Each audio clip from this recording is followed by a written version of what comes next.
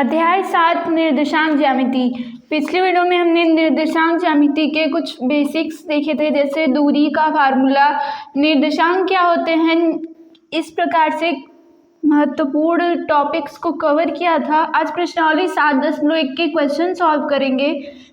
पहला प्रश्न है, बिंदुओं के निम्नलिखित युग्मों के बीच की दूरियां ज्ञात करो। तो दूरी का पहले सूत्र पता होना चाहिए। ये किसी निर्देशांक ज्यामिति में दो बिंदु हैं, x1, y1 और यहाँ पे है x2, y2।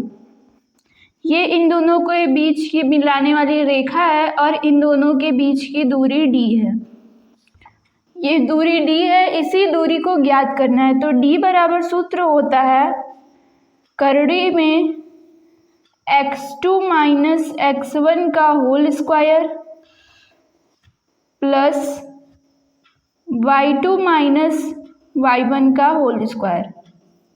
ये फार्मूला होता है दूरी सूत्र का। यहाँ पे x1 माइनस x2 भी कर सकते हैं, यहाँ पे y1 माइनस y2 भी कर सकते हैं। तो इसका दूसरा फार्मूला हो जाएगा, दूसरा नहीं वही है, बस आगे पिछले लिखने से उसके मान में कोई परिवर्तन नहीं होता। x1 माइनस x2 का square plus y1 minus y2 का स्क्वायर।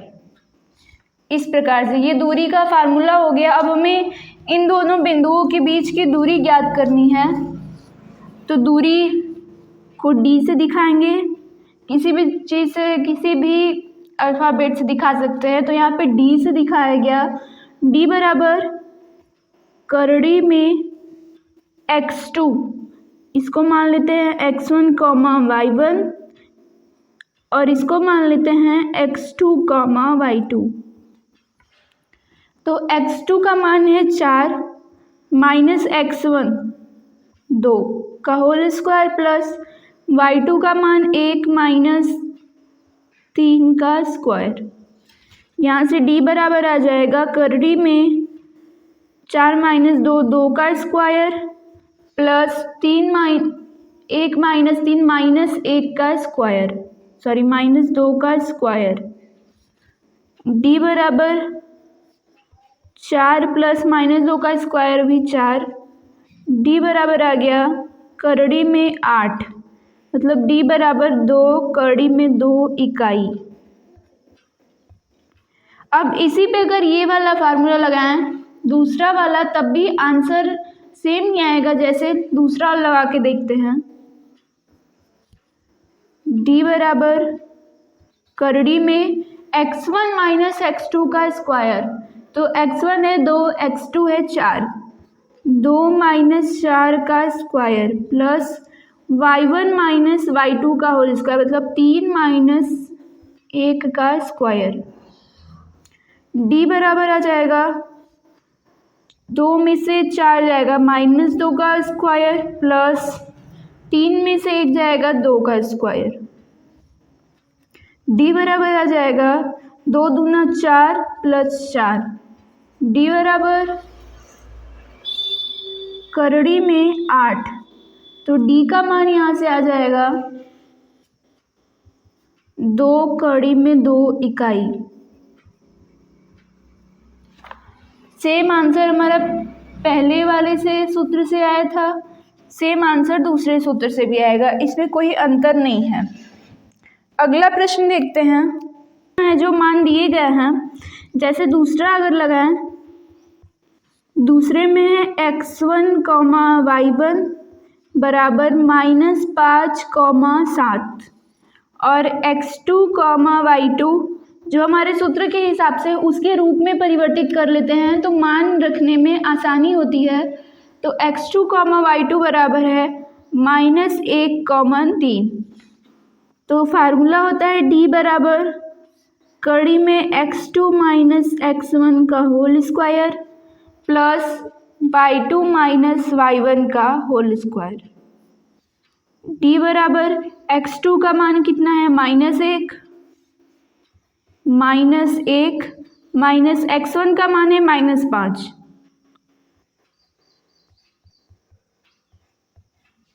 का स्क्वायर प्लस y2 का मान है 3 और y1 का मान है 7। 3 माइनस 7 का स्क्वायर। d बराबर हो जाएगा, यहाँ पे माइनस एक पहले से ही था और माइनस प्लस हो जाएगा, प्लस 5 का स्क्वायर प्लस 3 में से 7 जाएगा माइनस 4 का स्क्वायर। यहाँ पे d बराबर आ जाएगा, करड़ी में 5 में से 1 जाएगा 4 का स्क्वायर प्लस माइनस 4 का स्क्वायर। d बराबर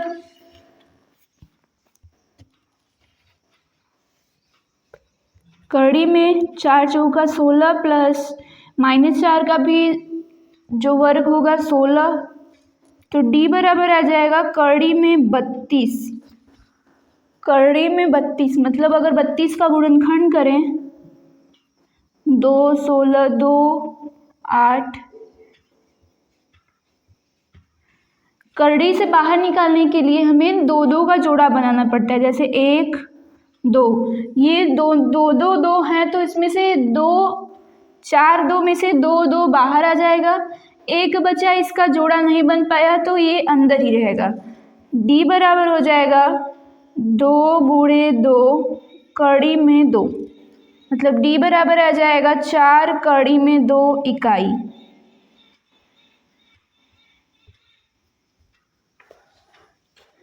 इस प्रकार से इन प्रकार प्रश्नों को हल करते। जैसे तीसरा प्रश्न है, जैसे तीसरे में अगर देखें